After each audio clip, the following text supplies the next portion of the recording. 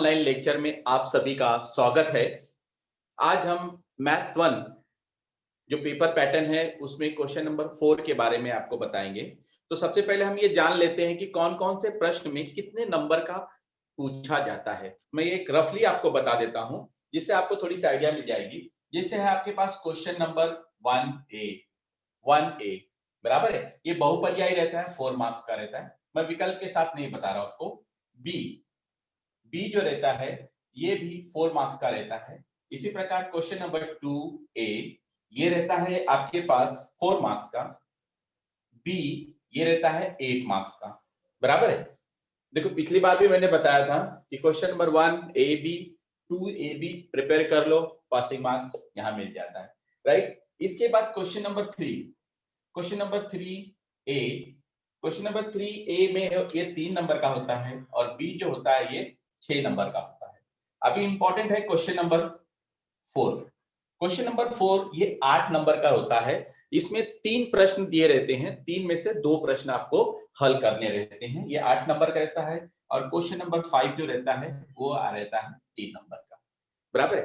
तो मैंने देखो पिछली बार भी बताया था आपको सरल प्रश्न जो आते हैं वो 40% का आता है, 40% सरल होता है। जो सरल प्रश्न रहते हैं वो 40% रहता है। उसके बाद मध्यम वाले प्रश्न रहते हैं, ये मध्यम वाले प्रश्न रहते हैं वो भी 40% रहते हैं और जो कठिन रहते हैं थोड़े से वो कठिन रहते हैं वो 20% का रहता है। बराबर है। तो इसमें जो क्वेश्चन नंबर 4 में आपको बताने जा रहा हूं, ये सारा मार्क्स आपको डिस्ट्रीब्यूशन कैसे दिया है आपको पता करना चाहिए बराबर से, ये कहीं भी लिख के रखो। तो जो क्वेश्चन नंबर 4 है उसके अंदर पिछले साल, देखो उसके अंदर पिछले साल जो प्रश्न पूछे गए थे, पिछले साल उसमें सांख्यिकी और आर्थिक नियोजन के प्रश्न, 2 प्रश्न पूछे गए थे और एक प्रश्न दिया गया था अलग से। मैं आपको बता रहा हूं,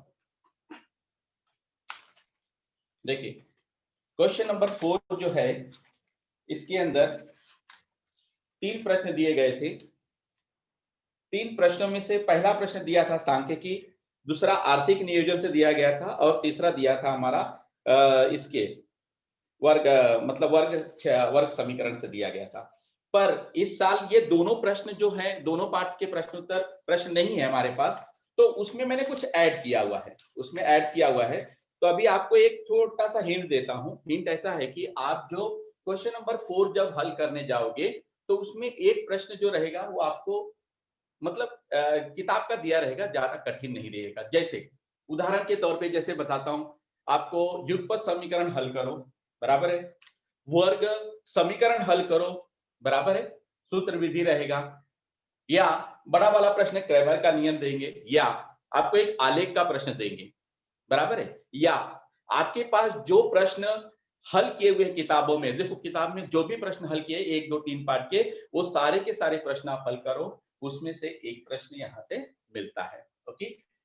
तो मैंने एक 3 प्रश्न इसमें से लिखा हुआ है एक पेपर में से और वो मैं आपको हल करके बताता हूं कि उसको किस तरह से हल करना है और आपको उसका मार्किंग सिस्टम भी रहता है। देखो बोर्ड हमारे पास एक इस तरह का, ये इस तरह का हमारे पास एक कॉन्फिडेंशियल देता है। देखो वो कहता है कॉन्फिडेंशियल होता है, जो इसमें क्या होता है मार्किंग सिस्टम होता है। देखो पहले प्रश्न में यहाँ पे आपको कितने मार्क्स देना है, ये एक एक आधा आधा आधा, ये इस तरह से बोर्ड हमको क्या करता है, ये मार्किंग सिस्टम के लिए ये देता है। तो मैं आपको बताऊंगा कि मार्क कहाँ पे आपका कम होता है। जैसे आप कभी कभी लिखते हो, लिखते समय आपका क्या हो जाता है पता है कि आप है ना एक स्टेप आगे जंप कर जाते हो, तो उसमें आपका आधा नंबर कट जाता है। तो ये ऐसा लिखो कि आपका कोई भी नंबर कटे ना। ये क्वेश्चन नंबर 4 का था। देखो क्वेश्चन नंबर 4 है, निम्नलिखित में से कोई 2 उप प्रश्न हल करना है। आपको 3 प्रश्न दिए रहते हैं, प्रत्येक प्रश्न जो होते हैं 4 नंबर के होते हैं, बराबर है। ये और ये पूरा देखो, ये पार्ट नंबर चौथा जो प्रश्न है ये 8 नंबर का रहता है, 2 प्रश्न हल करने रहते हैं। तो देखो मैं सारे स्टूडेंट को मैं यही एक तरह का मैं एडवाइस देता हूं कि ये जो पहले आपको मान लो पहला और तीसरा प्रश्न आपको आ रहा है या दूसरा आ रहा है, पहला दूसरा आ रहा है, पहला दूसरा आप यहाँ पे हल कर लीजिए। इसके बाद जो तीसरा प्रश्न है, प्रश्न तीसरा है, वो भी आपको आ रहा है लेकिन कम आ रहा है, फिर भी आप उसको, आपको समय बचेगा उस समय पे लास्ट के पेपर में, मतलब पेपर जहां खत्म होगा उसके बाद क्वेश्चन नंबर जरूर डालना है आपको। क्वेश्चन नंबर 4 आंसर 3 ऐसा या हल 3 ऐसा लिख के वहां करना है। क्यों बताता हूं मैं आपको, कभी कभी जैसे मैंने अभी आपको बताया कि आपको स्टेप बाय स्टेप मार्क्स रहता है, वो मार्क्स क्या होता है आपका कम हो जाता है। जैसे क्वेश्चन नंबर 1 हो गया, क्वेश्चन नंबर 1 में आपको 3 ही मार्क्स मिला स्टेप में, बराबर है। क्वेश्चन नंबर 2 में आपको 4 मार्क्स मिला है, करेक्ट। तो आपके हो गए 7 नंबर। आपने तो ये दोनों सोचा था, लेकिन आपने जो तीसरा हल किया ना, तीसरा वाला पीछे वाले पन्ने पर, उसमें 4 नंबर मिल गए आपको। देखो हाँ, उसमें 4 नंबर मिल गए। तो अभी एग्जामिनर क्या करेगा पता है? एग्जामिनर क्या करेगा, वो आपका पहला जो नंबर है ना, इसको गोल कर देगा, गोल कर देगा, यानी कि उसको एक्स्ट्रा एक्स्ट्रा में डाल देगा, और ये 4 + 4 क्या हो जाएगा, 8 हो जाएगा।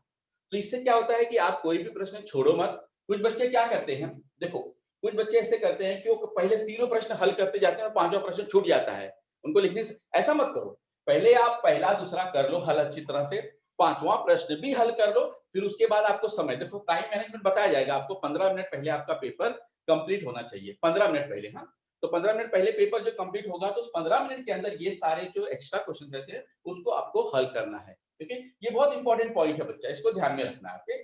आपका आपका ये पहला प्रश्न पूरा का पूरा सही था, लेकिन आपने जो स्टेप लिखा था ना, उसमें एक दो स्टेप आपका मिसिंग था, इसीलिए आधा आधा एक नंबर वहां कट गया आपका। और दूसरी बात बताता हूँ, जैसे मान लो अभी आपको इस प्रश्न में, तीसरे प्रश्न में आपको 3.5 नंबर मिले हैं, 3.5 नंबर मिले हैं, 3.5 नंबर मिले हैं। तो ये जो चौथा तीसरा नंबर, इसको फिर से गोल करेंगे वो, और इसको जोड़ेंगे, 7.5 = 8 करेंगे, क्योंकि हर एक प्रश्न में जब ये नंबर ऊपर जाता है तो राउंड फिगर में हो जाता है, यानी कि 3.5 का 4, 2.5 का 3, इस तरह से प्रश्न होता है। ओके, तो ये आपको विशेष करके ध्यान देना है। ठीक, तो मैं आपको एक पहला प्रश्न हल करके बताता हूँ। इसमें देखो प्रश्न वही रहता है, खाली थोड़ा सा घुमा के देते हैं। इसमें एक दो प्रश्न बुक के बाहर का भी रहता है, मतलब बुक के जो प्रश्न है उसी टाइप का रहता है, पर थोड़े से नंबर्स वगैरह बदल दिए जाते हैं, बस दैट्स ऑल। ओके, और एक प्रश्न एकदम आसान दिया रहता है, एकदम आसानी से हल करना, आपको ज्यादा उसमें टेंशन लेने की जरूरत नहीं है। देखो मैंने पहला प्रश्न लिखा है, 2x + y = 6 तथा y = 2x + 2 का आलेख खींचो। आपको एक आलेख खींचना है, वैसे भी आप आलेख खींचते ही थे जिस तरह से आलेख खींचना था, पर इसमें थोड़ा सा क्या दिया, रेखाएं x एंड y अक्ष को क्रमशः बिंदु a b c d पर क्या करती है, प्रतिच्छेदित करती है, और E उनका प्रतिच्छेदन बिंदु है। तो अभी आपको इन दोनों का क्षेत्रफल निकालना है, यानी कि एरिया त्रिभुज ACE और एरिया त्रिभुज EDB का क्षेत्रफल निकालना है। ओके, देखो सबसे पहले हमको क्या हल करना है इसके अंदर, सबसे पहले हमको ये जो दोनों समीकरण दिए हैं, ये दोनों समीकरण है, इसमें हमको क्या करना है, हल कर लेना है। तो देखो मैं दोनों समीकरण आपको हल करके बताता हूं। तो सबसे पहला समीकरण है 2x + y = 6, राइट। तो मैंने जो बताया था पिछली बार, y = 6 - 2x। और दूसरी एक बात बताई थी, अगर ये y जो है ना, y अकेला रहेगा, यहाँ पे यहाँ y अकेला है ना, y अकेला रहेगा, तो आपको ज्यादा सोचने की जरूरत नहीं पड़ती है। ओके, मैं इसमें आप इस तरह से एक कॉलम बना लेते हैं, इस तरह से कॉलम बना लेंगे, और इसके वर्किंग के भी नंबर रहते हैं, इसीलिए सभी लोग ध्यान देना, विशेष करके वर्किंग भी आपको करना है। तो देखो यहाँ पे लिखेंगे x एंड y, राइट। अभी आपको यहाँ x का नंबर अपने मन से सोचना है, ऐसे नंबर लो कि जिससे क्या हो जाए कि इसका ये जो नंबर है ना, मतलब यहाँ पे जो नंबर आए वो 6 या 6 से बड़ा ना हो, या 7 या 7 से बड़ा ना हो। तो मैं पहले देखो 0 1 2 ले लेता हूं, मैंने 0 1 2 ले लिया। तो अभी इसको हल करेंगे। देखो नंबर 1, y = 6 - 2x, बराबर है।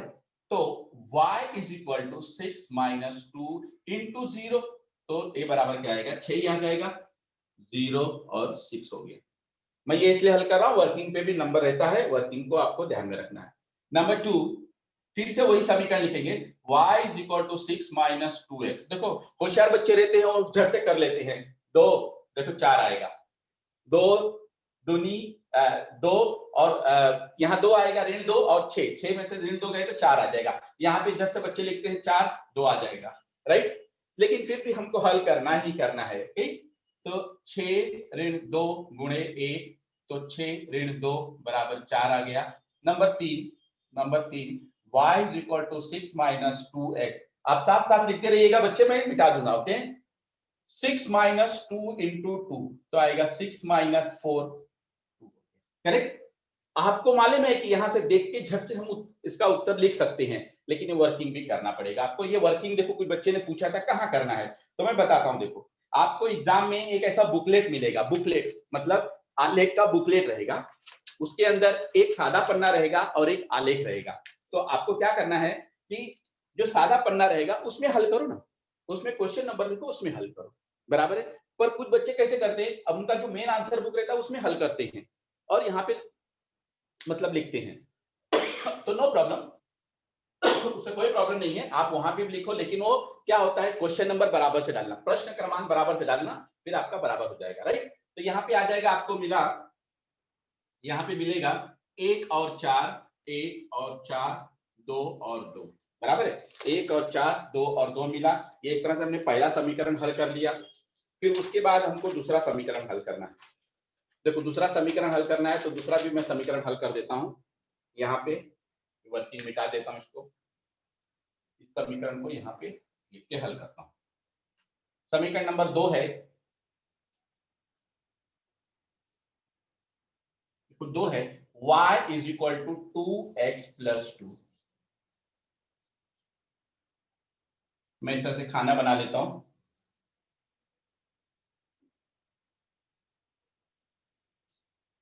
Okay, x y x and y, बराबर है। अब देखो, इसको बदलने की जरूरत नहीं, ऑलरेडी y बराबर दिया गया था।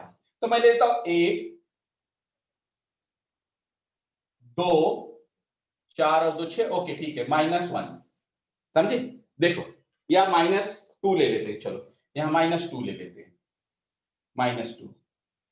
ये -2 क्यों लिया वो भी बताता हूं मैं, पहले मैं एक पहला हल कर देता हूं। देखो, number 1, y is equal to 2x plus 2, यानी कि 2 गुणे 1 धन 2, यानी 2 धन 2 बराबर कितना आएगा, 4। यहाँ पे आया 4, 1 और 4 आ गया, करेक्ट।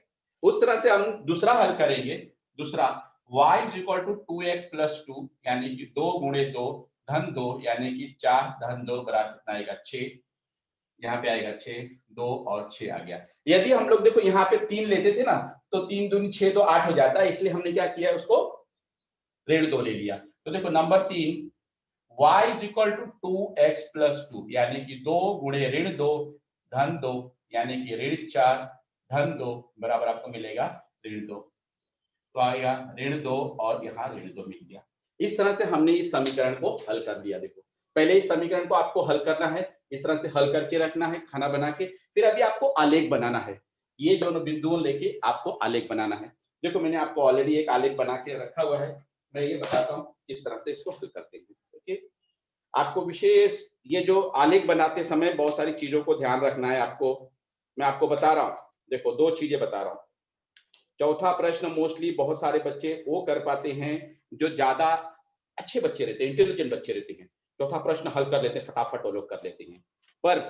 पर क्या होता है, पहले दूसरे तीसरे में आपको प्रश्न मिल गए हैं, अच्छे नंबर मिल गए हैं, मतलब 29-30 नंबर मिल गए हैं, लेकिन जो आपका प्रश्न क्रमांक है चौथा, उसमें वो विशेष ध्यान देते हैं। देखो, अब विशेष ध्यान कैसे देते हैं, देखो,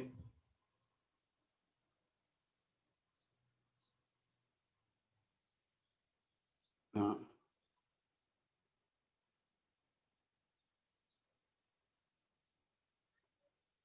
ओके। देखो, अभी मैंने एक तरह का इस तरह का आलेख बनाया हुआ है। मैंने पिछली बार भी बताया था कि अभी आपको कौन सी चीजों को ध्यान देना है कि जो एग्जामिनर आपका आधा नंबर भी ना काटे। देखो, ऐसा इंस्ट्रक्शन कैसा रहता है एग्जामिनर को कि अगर बच्चा 30 के ऊपर जाता है तब उसकी बहुत सारी छोटी छोटी चीजों को ध्यान देना पड़ता है। जैसे जैसे उस बच्चे ने एक्स अक्ष लिखा है, वाई अक्ष लिखा है, एक्स अक्ष लिखा है, यहाँ एक पैमाना लिखा है कि नहीं लिखा है, बराबर है। ये चीजों पे भी मार्क कटता है, देखो ध्यान में रखो। वो पिछले साल चीफ मॉडरेटर ने कहा नहीं, यहाँ लिखा नहीं लिखा, बच्चे का नंबर काटो, बराबर है। तो आपको यहाँ पे भी नंबर ना कटे, इसलिए आपको ध्यान देना है। और दूसरा, आलेख पेपर पे मैंने आपको ये स्केच पेन से लिखा हुआ है, लेकिन स्केच पेन आपको यूज नहीं करना है। मैंने इसलिए लिखा है कि आपको दिखे बराबर से, इसलिए समझ में आया। तो स्केच पेन इस्तेमाल नहीं करना, आपको सिर्फ और सिर्फ पेंसिल इस्तेमाल करना है।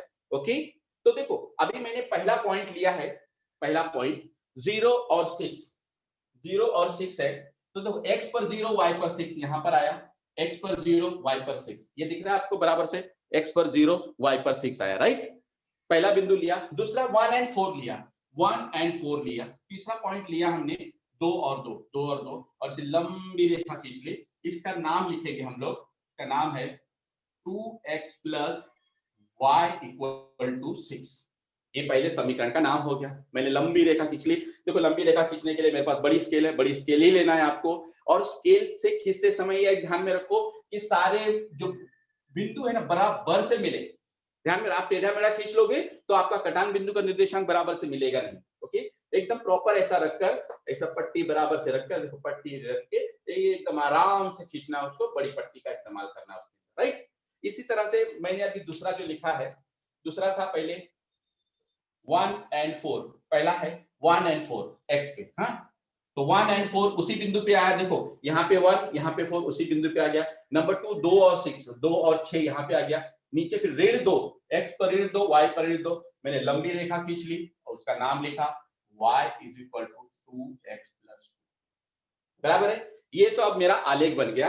अब मेन बिंदु पे आते हैं, मेन पॉइंट पे आते हैं। वो कहता है, उसके बाद कहता है कि देखो रेखाएं x एंड y बिंदु a b c पर क्रमश क्या होती है, प्रतिच्छेदित करती है। तो देखो ये जो है बिंदु a x पर करती है, यहाँ बिंदु a लिखा, y पर बिंदु b लिखा मैंने, बराबर है। दूसरा है बिंदु c, बिंदु c यहाँ आया और d यहाँ क्रमश, देख लो ये जो है, ये जो बिंदु है यहाँ पे और यहाँ पे बिंदु लिया मैंने, यानी कि ये दूसरी रेखाएं हैं जो x पर कहां पे काटती है, ऋण 1 पर काटती है, और y पर कहां काटती है, 2 पे काटती है। उस पे क्या लिखा हमने, d लिखा, यहाँ c लिखा। और उसके बाद कहता है कि उसका जो e है उसका प्रतिच्छेदन बिंदु है, जो दोनों यहाँ काटती है वो उसका प्रतिच्छेदन बिंदु हो गया, e हो गया, बराबर है। अभी आपको क्या करना है, अभी आपको बताना है कि एरिया त्रिभुज ACE का क्षेत्रफल ज्ञात करना है, एरिया त्रिभुज ACE का। ओके, तो अभी उसको कैसे ज्ञात करना है, देखो एक मिनट, एक सेकेंड, 1 सेकेंड लिखो जब तक।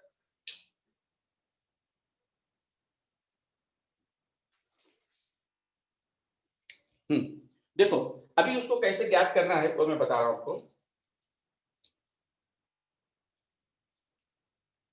अभी मैंने ले लिया, देखो ये एरिया यहां से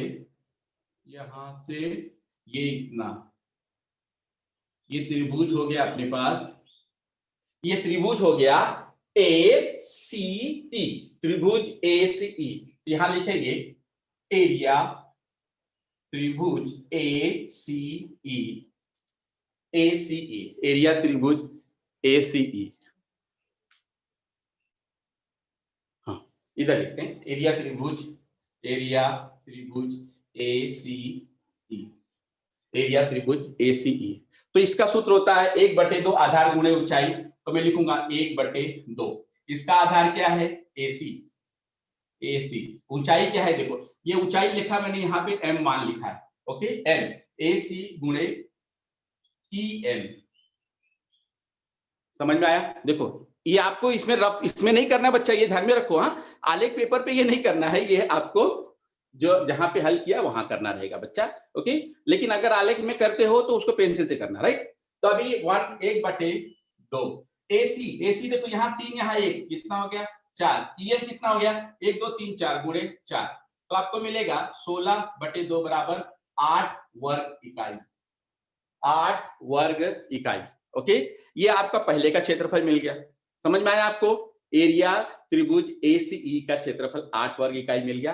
अब दूसरा प्रश्न क्या पूछता है कि एरिया त्रिभुज है, इसके अंदर EDB,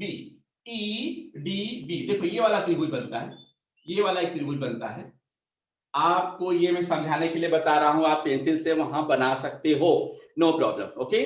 तो अभी इसके अंदर हम क्या करेंगे, इसके अंदर लिखेंगे एरिया त्रिभुज EDB बराबर है 1/2 आधार गुणे ऊंचाई, तो मैं इसमें लिखता हूं 1/2 गुणे आधार क्या है AB, आधार है आधार है बी डी, आधार है बी डी गुणे ऊंचाई, देखो ये यहाँ पे आ जाएगी, ये ऊंचाई हो गई, इसको एन नंबर दे दिया, यानी कि ई एन करेक्ट। 1/2 आधार गुणे ऊंचाई, तो मैं अभी इसका मान लिखता हूं 1/2। देखो बीडी का मान यहां से लेके खाना गिनेंगे, 1 2 3 और 4 खाने हो गए, तो गुणे 4, और ईएन ये एक ही है दूरी, इसलिए 1, तो बराबर कितना आएगा 2 वर्ग इकाई, 2 वर्ग इकाई। इस तरह से मैंने दोनों त्रिभुजों का क्षेत्रफल निकाला। ये मैंने आपको समझाने के लिए पूरा यहां बताया है। अभी आपको आलेख पे क्या क्या बनाना मैं आपको बता रहा हूं।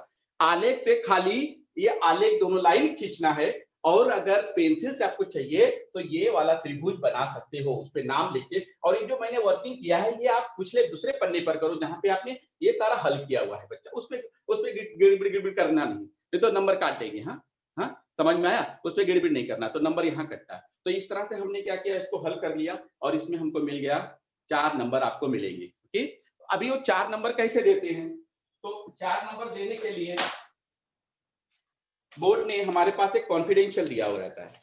जो कॉन्फिडेंशियल दिया रहता है वो मैं बताता हूं आपको, इसमें मेरे पास दिया हुआ है।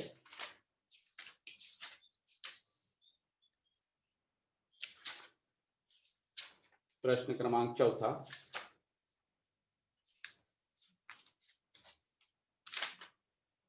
इसमें नहीं दिया है, इसमें दिया है अपने मॉडल आंसर में दिया है, आधा आधा नंबर कहाँ देना है। ओके, वो जहां जहां नंबर, आपको कोई भी स्टेप कम नहीं करना है, ना कोई ज्यादा स्टेप करना है। कुछ बच्चे क्या करते हैं, ज्यादा स्टेप लिख देते हैं, उससे और भी नंबर कटता है। तो आपको क्या करना है, यहाँ यहाँ इतना ही लिखना है बस, दैट्स ऑल।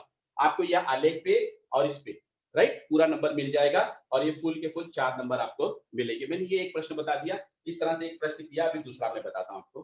प्रश्न क्रम इसी का दूसरा प्रश्न, ओके, इसी का दूसरा प्रश्न बताता हूँ आपको।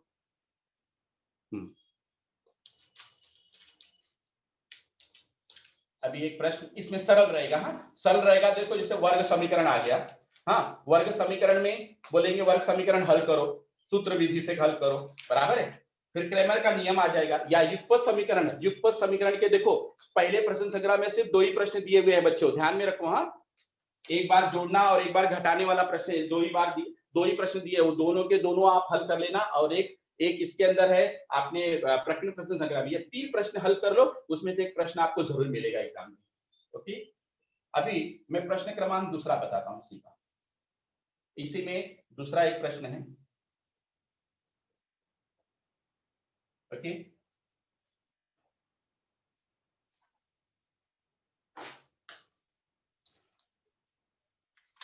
प्रश्न दूसरा है, हाँ वर्ग समीकरण,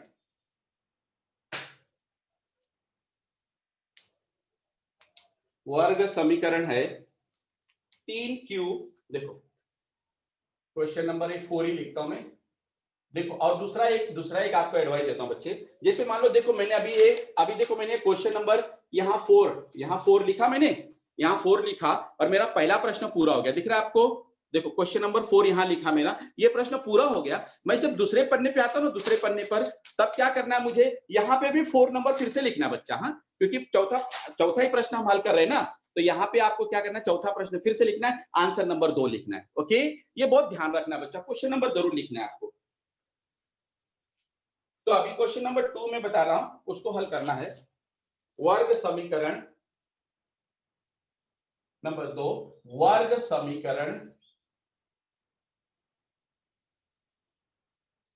वर्ग समीकरण 3q का वर्ग बराबर 2q प्लस 8 को सूत्र विधि से हल करो, सूत्र विधि से हल करो, से हल करो। देखो कोई भी प्रश्न दे, कितना भी बाहर से दे, ये कोई भी प्रश्न दे, हमको जब सूत्र विधि आती है तो हमको कोई प्रॉब्लम नहीं है। ओके, तो देखो सबसे पहले क्या करना है, इसको इस तरह से लिखना है। पहले 3q का वर्ग बराबर 2q प्लस 8 है, राइट। तो अभी आपको क्या करना है, इसको वर्ग समीकरण के रूप में लिखना है, ax वर्ग प्लस bx प्लस c बराबर 0, राइट। तो अभी क्या करना है, इसके अंदर आपको आएगा 3q का वर्ग, ये यहां आएगा तो -2q, फिर -8 बराबर 0। अब देखो वर्ग समीकरण के रूप में आ गया। अभी इसको कंपेयर किससे करेंगे, इसको इसकी तुलना करेंगे ax का वर्ग प्लस bx प्लस c बराबर 0। करेक्ट। तो अभी ax plus bx plus c बराबर 0 हो गया। अब हम क्या करेंगे, इसका a का मान लिखेंगे, a बराबर 3, b बराबर -2 और c बराबर -1। अब देखो, अब यहां से मार्किंग सिस्टम आपका चालू हो गया, यहां से मार्किंग सिस्टम चालू हो गया।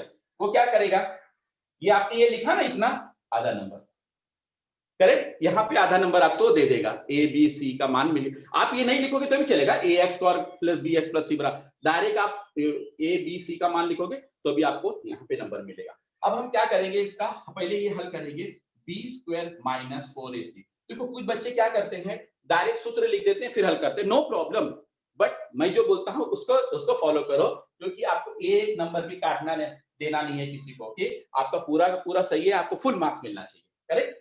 तो अभी b का मान कितना है यहाँ पे, -2 का वर्ग माइनस 4 इंटू ए का मान कितना है 3 इंटू सी का मान -8। ओके, तो अभी -2 का वर्ग जो है, -2 का जो वर्ग है, एक सेकेंड, ओके, -2 का वर्ग कितना हो जाएगा, ये हो जाएगा आपको 4 प्लस 4 हो जाएगा। हाँ, अभी ऋण ऋण धन हो गया, 12 8 96, देखो 4 3 12 8 96, 96 आपको कितना मिला, 100 मिल गया। ओके, देखो बच्चा, अब हाफ मार्क्स यहां दे देते हैं, इससे लेता हूं, देखो हाफ मार्क्स यहां दे दिया, हाफ मार्क्स यहां दे दिया, हो गया। अब हम लोग सूत्र लिखेंगे, इस तरह से मार्किंग सिस्टम रहता है। और दूसरा बताता हूं, आप लोग है ना, आप लोग ये जो खाना रहता है ना यहाँ, और यहाँ पे थोड़ा स्पेस छोड़ना। देखो पेपर के अंदर ये जो पेपर रहता है, ये जो आंसर पेपर है ना, यहाँ पे क्वेश्चन नंबर 4 लिखा, देखो यहाँ पे लिखे क्वेश्चन नंबर 4, और फिर ये क्वेश्चन पूरा लिखेंगे, जैसे मैंने हल किया हुआ है, देखो मैंने ऐसा हल किया हुआ है इस तरह से। तो ये पेपर पूरा, यहाँ का जो यहाँ मार्जिन है ना, ये मार्जिन आप छोड़ देना थोड़ा सा, राइट। और यहाँ पे आप ज्यादा कुछ नहीं लिखना, क्योंकि एग्जामिनर जो रहता है यहाँ मार्क्स देता है, वो बीच में नंबर नहीं देगा आपको, यही नंबर देगा, इस पे 1 नंबर यहाँ टिक करेगा, लेकिन नंबर यहाँ देगा, यहाँ बराबर करेगा। ओके, समझ में आया। तो ये आपको ये ध्यान रखना है, यहाँ मार्जिन में। और रफ कुछ देखो, पिछली बार भी बताया, रफ यहाँ नहीं करना है, रफ आखिरी पन्ना, देखो मेरे पास ये आखिरी पन्ना है, ये पहला पन्ना और ये आखिरी पन्ना, तो मैं इस आखिरी पन्ने पर ही रफ करूंगा, रफ यहाँ वहां बीच में कहीं नहीं करना है। ओके, समझ में आया। अभी हम लोग क्या करेंगे, सूत्र लिखेंगे,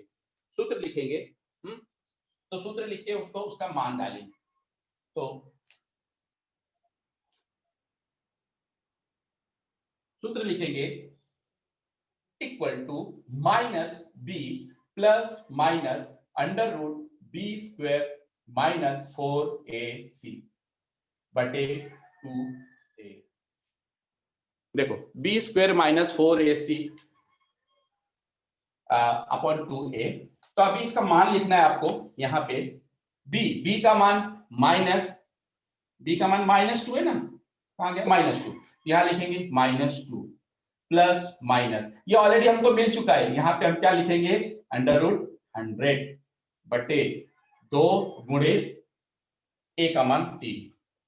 देख लो, अभी आपको आधा नंबर यहाँ भी मिल गया, 1.5 और 2 नंबर हो गए बच्चा, 1.5 और 2 नंबर हो गए, आधा नंबर इस पे भी हो जाता है। इस तरह से मार्किंग सिस्टम रहता है, तो आप कोई भी स्टेप खाना नहीं। अभी कुछ बच्चे क्या करते हैं, यहाँ 100 निकाला, यहाँ डायरेक्ट 10 लिख देते हैं, एक स्टेप गया उसका, ऐसा नहीं लिखना है, ये लिखना है।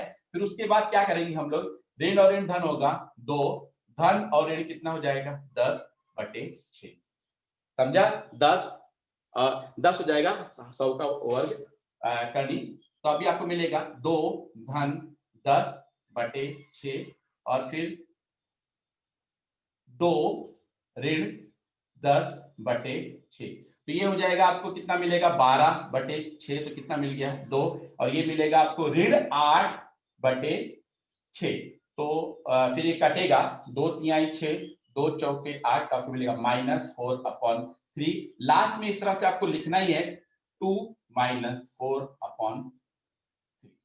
तो ये इस तरह से आपको पूरा का पूरा 4 नंबर इसके अंदर आपको मिल जाएगा, राइट। इस तरह का देखो, इसकी जगह पे और कौन सा क्वेश्चन है, मैंने इसको सूत्र विधि बताया, आपको पूर्ण वर्ग विधि तो नहीं है, बराबर है।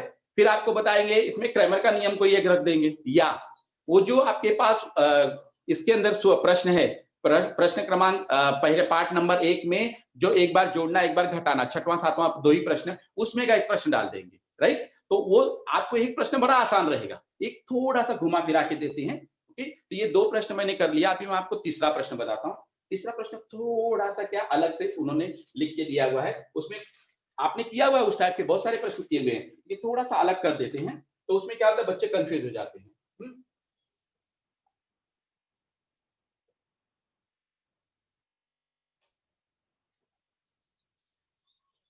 अभी प्रश्न क्रमांक तीसरा में पढ़ देता हूं।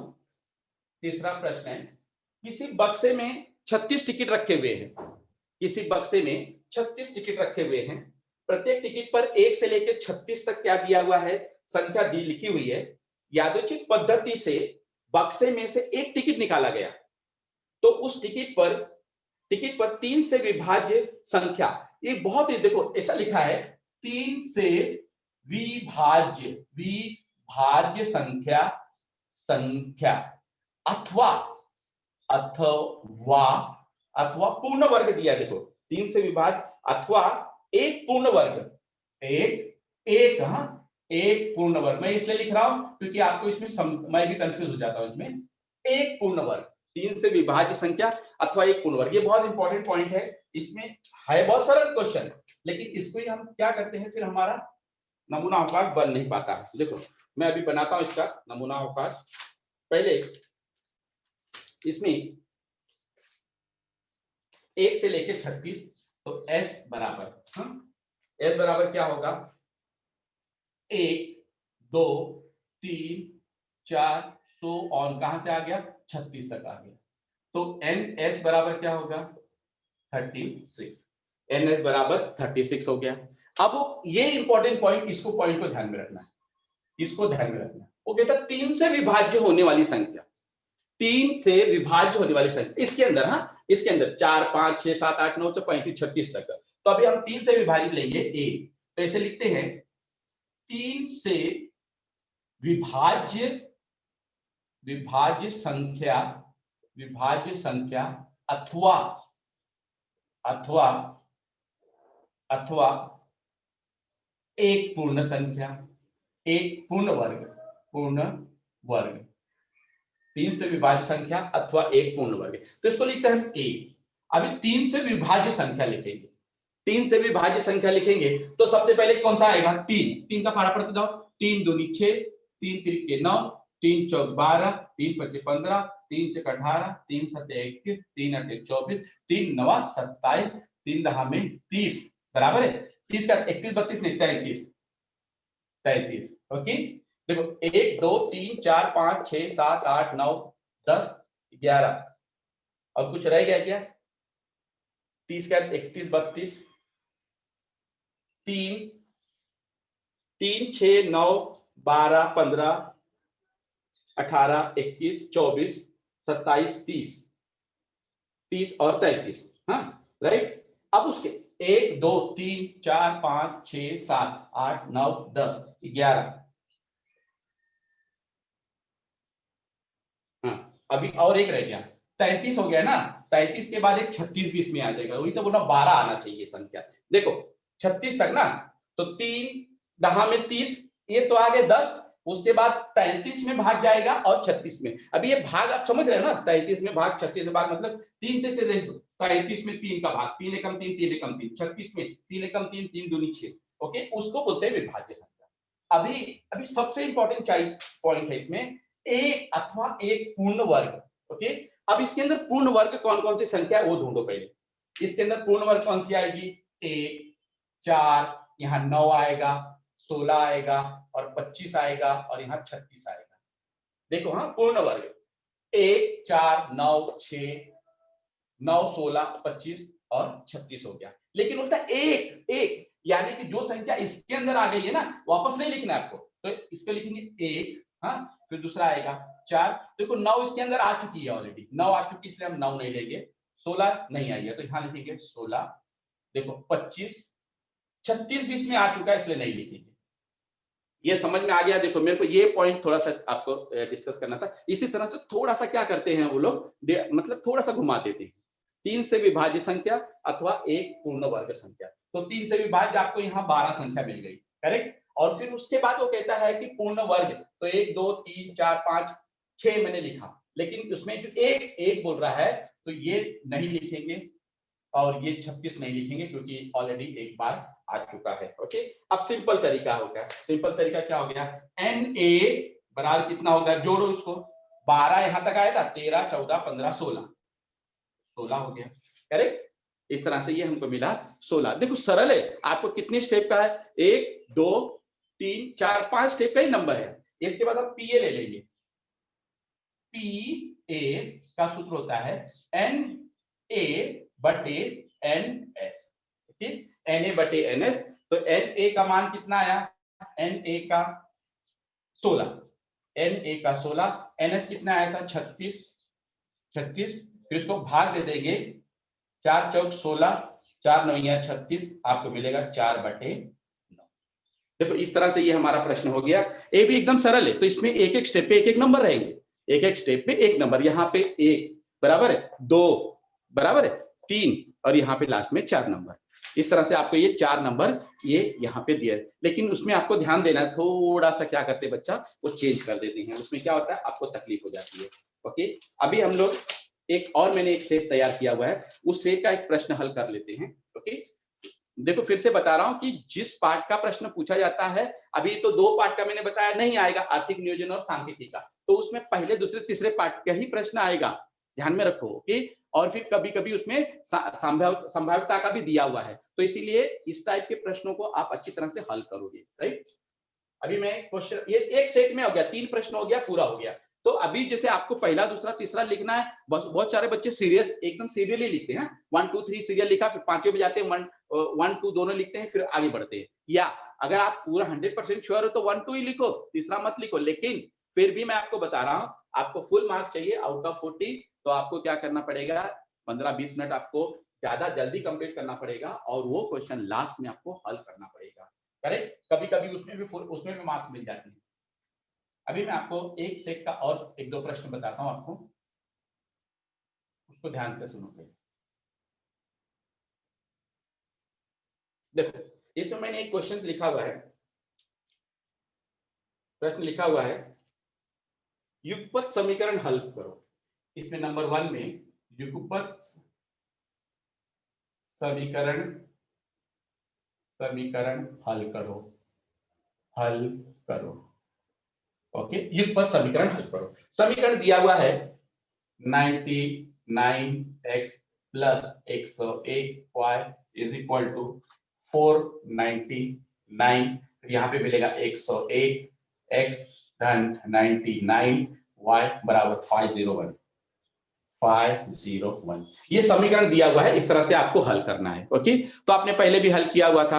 ओके, हाँ आपने पहले भी हल किया हुआ था, फिर मैं बताता हूँ इसमें क्या लिखना है आपको। Question number 1, sorry equation number 1, यहाँ पे लिखेंगे इक्वेशन 2, बराबर है, इक्वेशन 1 एंड इक्वेशन 2। तो अभी लिखेंगे यहाँ पे समीकरण 1 तथा 2 को जोड़ने पर, लिखते हैं ऐसा, समीकरण 1 तथा 2 को जोड़ने पर, 1 तथा 2 को जोड़ने पर, राइट। तो 1 और 2 समीकरण फिर से लिखेंगे, 99x प्लस 101y प्लस बराबर 499, 101x प्लस 99y बराबर 501। अभी इसको जोड़ना है तो जोड़ देंगे, यहाँ पे कितना हो जाएगा 200, इसको जोड़ेंगे तो 200x धन 200y, इनको जोड़ोगे तो 1000 आएगा, बराबर है। अब हम क्या करेंगे, इसमें 2000 से भाग दे देंगे, 200 से भाग दे देंगे, 200 से भाग देंगे तो ये कट जाएगा, तो आपको मिलेगा क्या, देखो ये कट जाएगा, ये कट जाएगा, ये मिलेगा आपको 5, तो x धन y बराबर 5, ये समीकरण नंबर 3, 1 2 3 हो गया, बराबर है। इसके बाद फिर से मैं उसी समीकरण को लिखता हूं, देखो समीकरण उसी को लिखना है फिर से, 99x प्लस 101y बराबर 499, 101x प्लस 99y बराबर 501 है। अभी इसको लिखेंगे समीकरण 1 तथा 2 को घटाने पर, यहां लिखेंगे समीकरण 1 तथा 2 को घटाने पर। ओके, अब जब घटाया जाएगा तो क्या करना है आपको, सब जगह चिन्ह ऋण लगाना। देखो यहाँ ऋण लगाया, यहाँ ऋण लगाया, यहाँ ऋण लगाया, करेक्ट। अभी क्या करेंगे, इसमें से हम घटा देंगे। अब घटाएंगे तो आपको इसमें से घटाएंगे 101 में से 99 तो 2 मिलेगा, लेकिन वो -2x होगा प्लस 2y बराबर -2। देखो ओके, प्लस 2y। अब इसमें 2 से भाग दे देंगे तो आपको मिलेगा -x प्लस y बराबर -2। ये समीकरण नंबर 4 मिल गया। इस तरह से हमको समीकरण 4 मिल गया। अब उसमें क्या करेंगे, ऐसे लिखेंगे समीकरण 3 तथा 4 से, समीकरण 3 तथा 4 से, समीकरण 3 तथा 4 से। अभी समीकरण 3 ये है, 4 इसको लिखेंगे हम लोग x धन y बराबर 5, फिर -x प्लस y बराबर -2। ओके, -x, तो अभी ये कट जाएगा। देखो एक गलती हो गई यहाँ पे 2 से भाग देंगे तो इधर 1 ही आएगा। हाँ, 1 ही आएगा। ठीक, कट नहीं रहा है ना, इसलिए मैंने देख लिया कट नहीं रहा हो। तो आप क्या करेंगे, ये दोनों एक दूसरे से कट जाएगा तो 2y बराबर कितना होगा, 5 में से 1 जाएगा तो कितना होगा, 4। तो y बराबर होगा 4/2 बराबर 2। अब यहाँ पे लिखेंगे y का मान समीकरण 1 में रखने पर, अब समीकरण 1 नहीं 3 में रखेंगे ना, 3 में रखेंगे। ओके, समीकरण 3 में रखेंगे। समीकरण 3 कहां गया, यहाँ x धन y बराबर 5, तो x धन 2 बराबर 5, तो x बराबर 5 ऋण 2 बराबर 3 मिलेगा। आपको मिला x का मान 3 और y का मान मिलेगा 2। अभी हम लोग इस तरह से यहाँ पे लास्ट में लिखते हैं, देखो ऐसा लिखेंगे लास्ट में ऐसे लिखते हैं उत्तर में, इस तरह से 3 और 2। तो ये आपका पूरा हो गया। इस तरह से आपको एक 4 नंबर मिल जाएगा इसमें पूरा। तो इस टाइप का इसके ऐसे 2 प्रश्न दिए गए थे किताब में, 2 प्रश्न दिए गए हैं, उन दोनों प्रश्न को आपको हल करना है। ओके, इसमें 2 प्रश्न और है, मैं खाली पढ़ के बता देता हूँ। ओके, दोनों प्रश्न पढ़ देता हूँ क्योंकि अभी समय नहीं है, अगले कक्षा में पढ़ेंगे।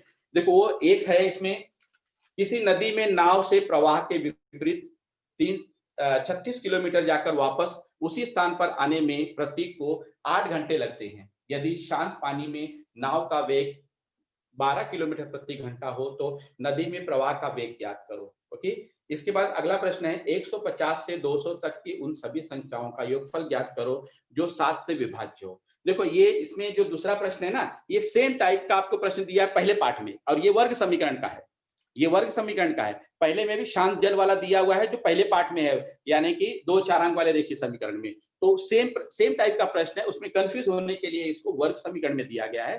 तो ये वर्ग समीकरण का एक प्रश्न है। और फिर ये आपके पास आता है अंकगणितीय वाला 150 से लेके 200 तक के उन सभी संख्याओं का योगफल ज्ञात करो जो 7 से विभाज्य हो। तो अभी ये इतने 2 प्रश्न है। इस टाइप के प्रश्न आप क्या करो बच्चा, कि इस टाइप के सारे प्रश्न आपको क्या करो, प्रैक्टिस करो। ओके, प्रैक्टिस करते रहोगे तो आपको पूरा का पूरा उसमें क्या हो जाएगा, समझ में आ जाएगा और फुल मार्क्स मिलेंगे। तो जो मैंने आपको टिप्स दिया, तीनों के तीनों प्रश्न हल करना, उसको जरूर करना आप लोगों की। हाँ सर जी। हाँ बच्चों, किसी को कुछ क्वेश्चन पूछना है तो आप लोग पूछ सकते हो। इस टॉपिक से संबंधित अगर कोई क्वेश्चन है, आप कुछ पूछना चाहते हो, कुछ क्वेरी है तो आप लोग पूछ सकते हो। हाँ बोलिए पूछो बच्चा। बेटा, राज पूछो। Good morning sir. हाँ गुड मॉर्निंग, बोलो बच्चा। सर मुझे जो आपने ग्राफ में एरिया निकाला सर, वो नहीं समझ में आया। अच्छा अच्छा, एरिया देखो बच्चा, मैंने 1 मिनट में देखो आलेख बता देता हूँ आपको।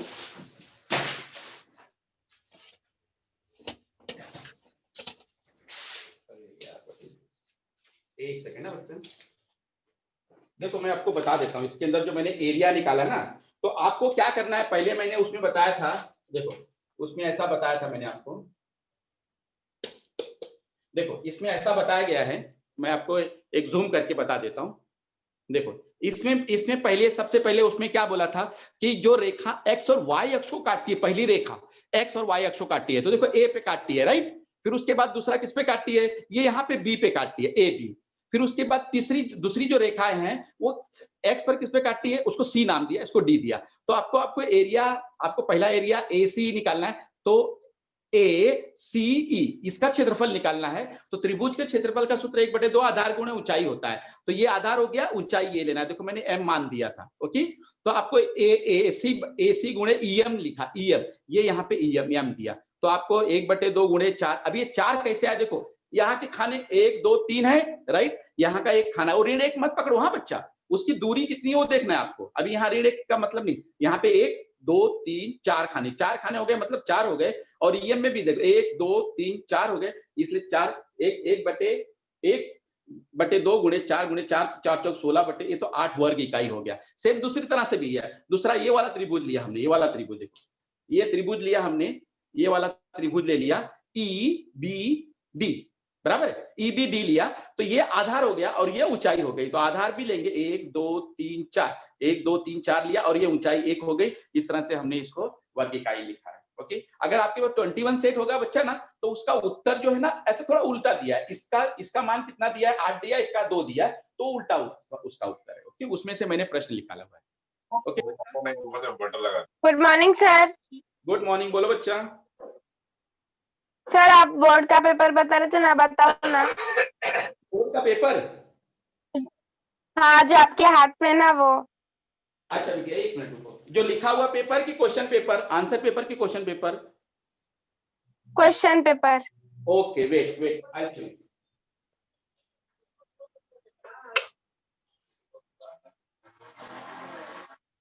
मुझे देखना है एक बार।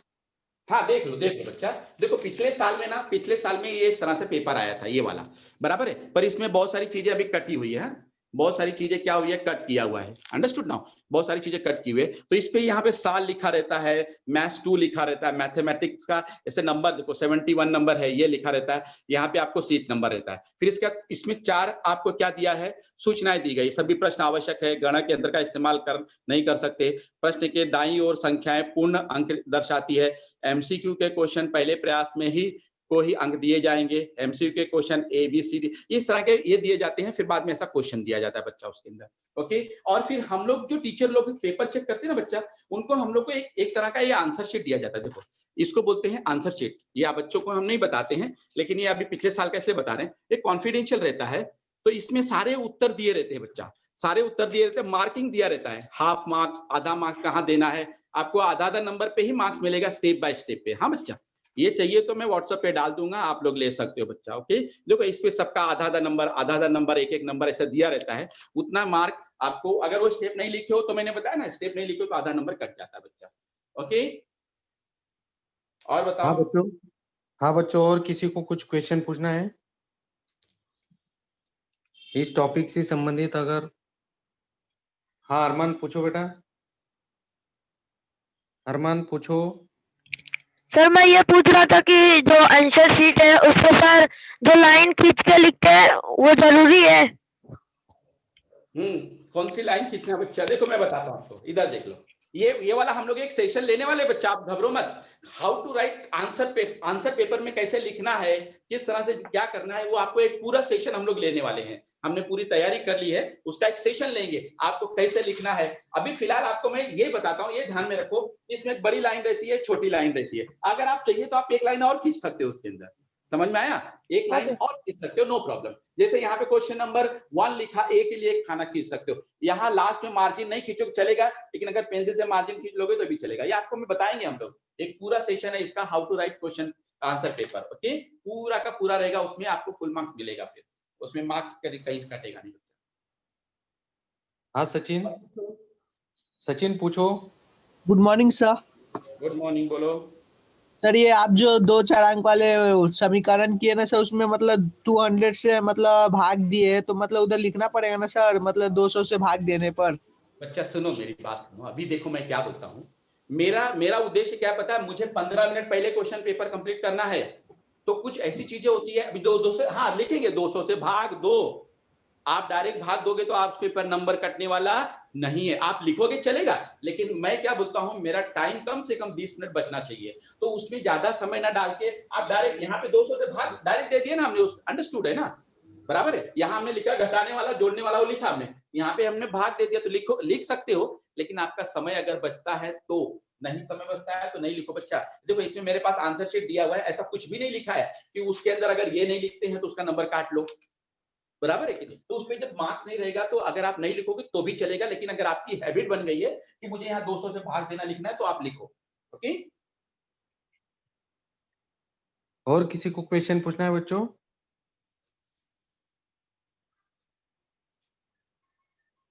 इस टॉपिक से संबंधित अगर कोई क्वेरी है, कोई क्वेश्चन है, आप लोग पूछ सकते हो। सर जी आपको बताएंगे उस क्वेश्चन का आंसर। बोलिए बच्चा। हाँ, शायद बच्चों को टॉपिक अच्छे से समझ में आया है सर। एक सेकंड खाली, एक हाँ। बच्चों को मैं बोलना चाहता हूँ। देखिए हाँ, बच्चों एक लोग, मिनट सर, सर एक पूछना चाहता है। सिया पूछो बेटा। हाँ बोलो बोलो। हाँ सिया पूछो। Hello sir, good morning. हाँ गुड मॉर्निंग बच्चा, बोलो। सर जो आपने सेकंड वाला क्वेश्चन कराया ना नीचे से, वो मुझे नहीं समझा, अच्छा, जहाँ से आपने सूत्र लगाया। सूत्र वाला ना बच्चा, ओके ये तो कर दिया, मैं बता देता हूँ। अभी जैसे मैंने सूत्र लगाया ना, तो सूत्र माइनस बी, पहले आपको क्या करना है, मैंने आपको स्टेप बाय स्टेप बताया था, देख लो। हाँ। पहले आपको क्या करना है, इसके अंदर ए बी सी का मान निकालना, ए बी सी का मान निकाला, फिर बी स्क्वायर माइनस 4ac का मान निकाल लिया आपने, बराबर हाँ। बच्चा, 100 आ गया। फिर B minus B plus minus B square minus 4ac upon 2a, right. तो हाँ। माइनस बी, देखो माइनस बी के माइनस बी, इसके ये माइनस है ना, लेकिन बी का मान क्या है, -2 है, तो कोष्ठक के बाहर माइनस लिखो। और ये देखो बी स्क्वायर माइनस 4ac का मान हमने 100 निकाला था ना, तो उसके जगह हमने 100 रखा। फिर 2 गुणे 3 a का मान रखा, सिंपल। अभी यहाँ पे धन 2 हो जाएगा और ये इसका डायरेक्ट 100 हो जाएगा। करनी 100 का मान कितना होता है, 10 होता है। तो अभी हमने एक बार 10 धन लिया, एक बार ऋण ले लिया। इस तरह से करोगे तो आपको समझ में आ जाएगा। ओके सर बच्चा? जो आपने प्लस लिखा है उसके नीचे माइनस लिखा है, उसको कैसे हटाएंगे फिर हम लोग? नहीं मैंने इधर किया, देखो बच्चा इधर क्या लिखा, 2 धन 10/6, 2 ऋण 10/6, मैंने दोनों को बांट दिया ना। ये 10 एक बार धन है, एक बार ऋण है। ओके, आया समझ में? देखो देख लो इधर मैंने नीचे लिखा ना, 2 धन 10/6, 2 ऋण 10/6, तो यहाँ पे 12/6 आ गया, यहाँ ऋण 8/6 आ गया। तो धन और ऋण, एक बार धन लेंगे, एक बार ऋण लेंगे, इस तरह से खाना खींच के। ओके, हाँ बच्चों, और किसी को कुछ क्वेश्चन पूछना है? हाँ हाँ शायद सर, हाँ बोलिए सर, बोलिए। बच्चे लोग खाली मेरी एक थोड़ी सी बात ध्यान में रखो। अभी हम लोग क्वेश्चन नंबर 4 तक पहुंचे हैं। नेक्स्ट सेशन में, नेक्स्ट लेक्चर में क्वेश्चन नंबर 5 भी आपको बताया जाएगा। लेकिन मेरी आपसे एक रिक्वेस्ट है, क्वेश्चन नंबर 1 2 को पकड़ के चलो।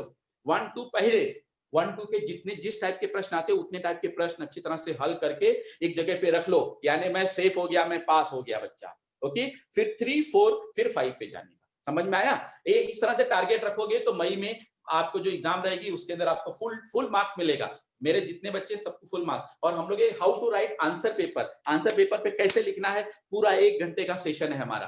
वो पूरे 1 घंटे के सेशन में आपको बताया जाएगा, उस दिन आप सारे अटेंड करोगे सर। ओके, धन्यवाद सर जी, सभी को धन्यवाद। हाँ, कंचन कुछ पूछना चाहती सर आपको। हाँ बोलिए कंचन, बोलो बच्चा। कंचन पूछो। हेलो कंचन। हाँ बिटिया पूछो। कंचन अपना माइक ऑन करो। कश्यप पूछो। कश्यप पूछो।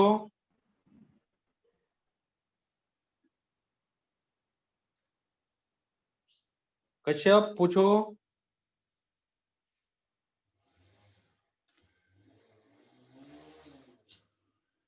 ममता पूछो।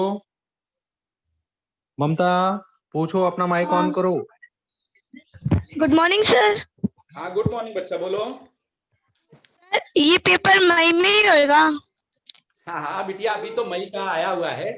आपको प्रॉपर जब ये आ जाएगा टाइम टेबल ना, हमने एज्यूम किया है हाँ। मई में होगा। हाँ बच्चा, मई में होगा, आपको बताया जाएगा, डोंट वरी। ऐसा बोर्ड ने बताया कि अप्रैल के लास्ट वीक से मई के फर्स्ट वीक में हम लेंगे एग्जाम, ऐसा। ओके हाँ, बच्चा, धन्यवाद धन्यवाद सर जी, आपने बहुत ही अच्छे से प्रेजेंटेशन किया ओके धन्यवाद सर, और बच्चों को समझ में आया। धन्यवाद sir ji. Okay thank you. हाँ बच्चों, अभी आपका हिस्ट्री का लेक्चर होगा, ब्रह्मबुल्ले सर आपको पढ़ाएंगे।